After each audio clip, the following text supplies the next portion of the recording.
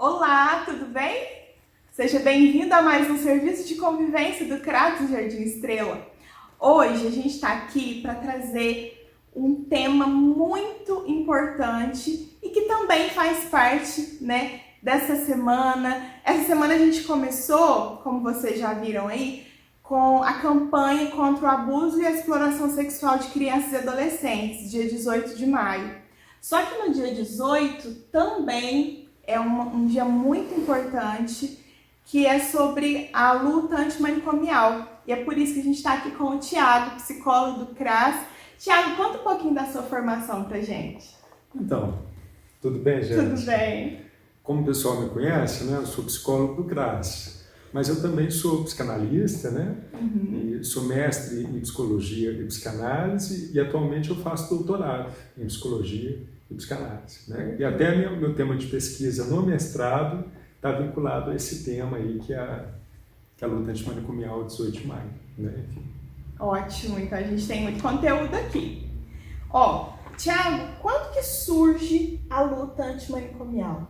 Então, a luta antimanicomial é um movimento, né, que vai surgir mais ou menos no final da década de 70, né, anos 80, e é um movimento realizado pelos trabalhadores de saúde mental, né?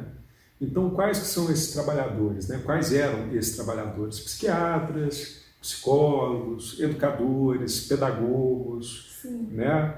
Assistentes sociais, né? Esse pessoal todo começou a questionar a maneira como eram tratados os portadores de sofrimento mental. E como que eles eram tratados?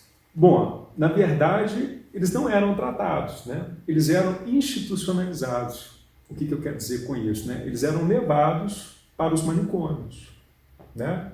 E ali nos manicômios, eles ficavam em situação de extrema miséria, né? Em condições de violência, de precariedade muito grande, né? E eram destituídos, né, da sua condição cidadã, né, e da sua singularidade, da sua maneira de estar no mundo, de existir, enfim. Que horror! Né?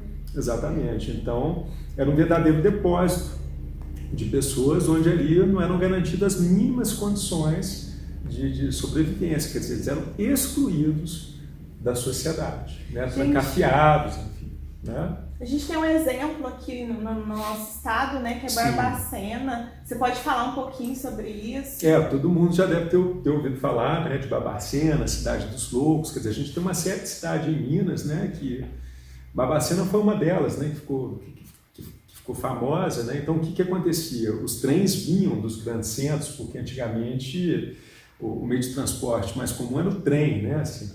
Então, os trens saíam, principalmente do Rio de Janeiro na época, e os trens saíam abarrotados de pessoas, né? E ia chegando aqui em Minas e deixando o pessoal, né? Descarregando o pessoal, exatamente, em Barbacena, tinha outras cidades e tal, Barbacena uma delas, né?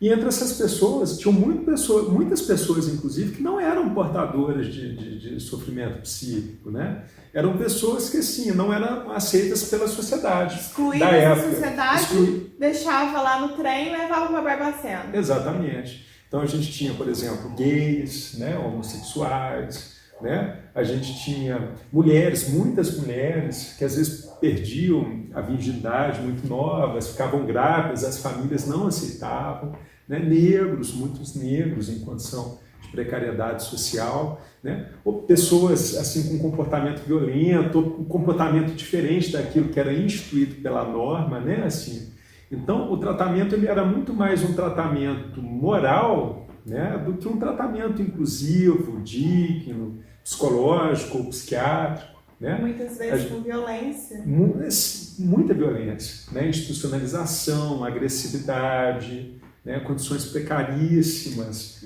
né? Enfim.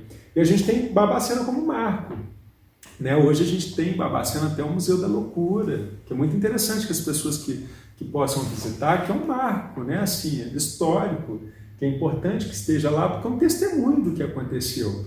Recentemente eu tive a oportunidade de estar lá, assim, foi muito legal assim, ver, né? Porque tem fotos, tem história, porque você toma consciência daquilo que aconteceu, né? E foi muito trágico, né? E é importante que a gente preserve a memória para que a gente não repita tudo isso que aconteceu, né? até indico para as pessoas que estão assistindo a gente, né, tem um livro de uma escritora chamada Daniela Arbex, que ela vai chamar, né, esse episódio de Holocausto Brasileiro, assim, né, tamanha tragédia que foi isso, a quantidade de pessoas que morreram nessa situação. Então a luta, ela vem para questionar isso tudo. O objetivo dela é questionar isso tudo e... Sim, questionar esse sistema de exclusão, né? Essa forma de tratar, que não é tratamento, na verdade, né? Isso é uma exclusão radical.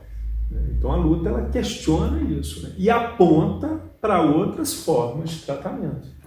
Né? Então não é só um questionamento, né? É a construção de toda uma outra maneira, né, de se acolher, né, aquele que porta o transtorno mental, né, aquele que sofre do ponto de vista psíquico.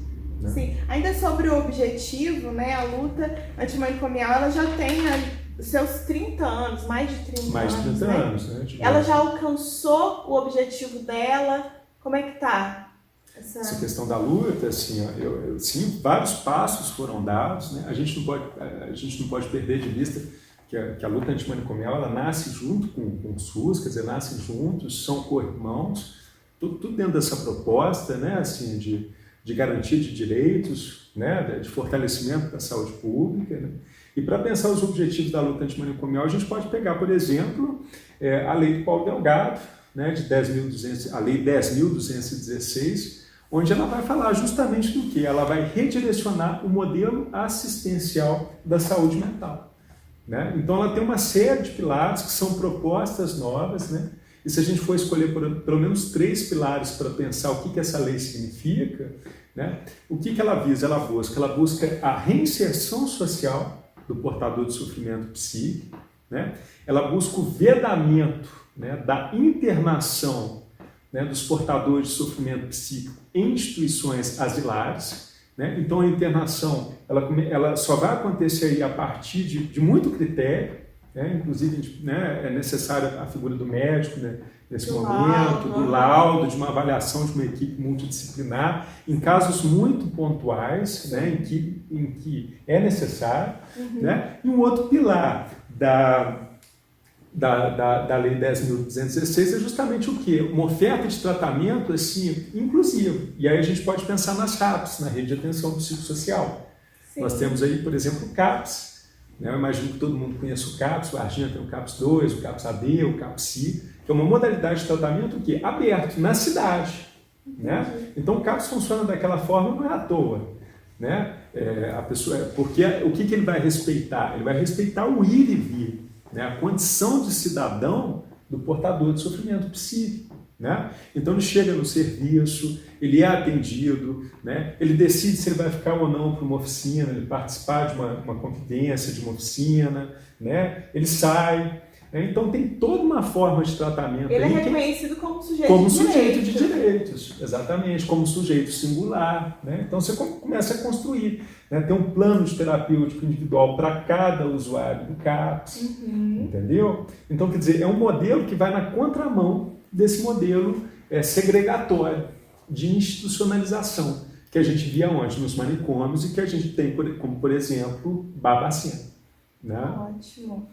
Nos dias atuais, né, em que a gente tem ali que haja um retrocesso, a luta, qual que é o papel da luta hoje, né, nos dias atuais? Continua tendo a mesma importância que antes, ou até mais? Você poderia falar com a gente? Ah, sim. Eu acho que o próprio nome diz, né? É luta. Se é luta, é porque não está garantido. Né? Assim, é claro que a gente deu vários passos, a gente garantiu muita coisa, né? Mas é um movimento que exige uma militância constante, né? Um engajamento constante por parte desses mesmos trabalhadores, por parte da sociedade, por parte dos usuários do serviço, inclusive quando a gente tem modalidades de governo que começam a questionar os princípios democráticos, né? Assim, então eu acho que aí a gente tem que ter mais atenção para garantir os direitos, né, que a gente conquistou com muita luta. Né? O próprio nome já diz, né? A gente tem que estar atento para isso. Né? Então isso não está garantido. Né? A gente não pode perder de vista que pode haver retrocesso. E estão acontecendo alguns retrocessos. né? Essa perspectiva de internação clínica vai voltando, né? Comunidades terapêuticas, toda uma forma manicomial de pensar, de exclusão do diferente, né? Então, quer dizer, a luta antimanicomial, ela justamente tenta sustentar esse espaço, né, de diálogo com aquilo que é diferente de mim, né? E nada mais diferente do que a loucura, né? Então é fundamental a gente estar atento, né? E essa atenção é por parte de todos, de toda a sociedade inclusive, né? Para que a gente não tenha mais retrocesso, né? Para que a gente possa avançar, para que a gente possa sustentar essa modalidade de tratamento, né? Muito bom, gente. Olha, esse foi um pouquinho do nosso diálogo aqui do Serviço de Convivência. Comente aí, né, com a gente, se você tem alguma dúvida, quer falar mais um pouco sobre isso, deixe seus comentários aqui, né, que depois a gente chama o Thiago também para poder ajudar a responder. Sim, deixa seus comentários aí, pergunta, alguma dúvida, né? É sempre importante a gente estar conversando sobre essas questões. A gente não podia deixar de lado uma temática tão importante, né? O CRAS é uma política pública, o CAPS é uma política pública, a saúde mental, né? Que trabalham entrecruzado, né? Então os usuários que a gente recebe também são os usuários da saúde mental e é muito importante que a gente traga esse esclarecimento para a população, né? Que vocês tenham conhecimento disso e que vocês também possam estar se engajando nesse processo, estar atento com isso para que as políticas públicas possam funcionar de forma cada vez mais efetiva. Ótimo. Tá certo? Muito obrigada, Thiago. Eu que agradeço. Um beijo enorme para todos. Beijo. Tchau, tchau.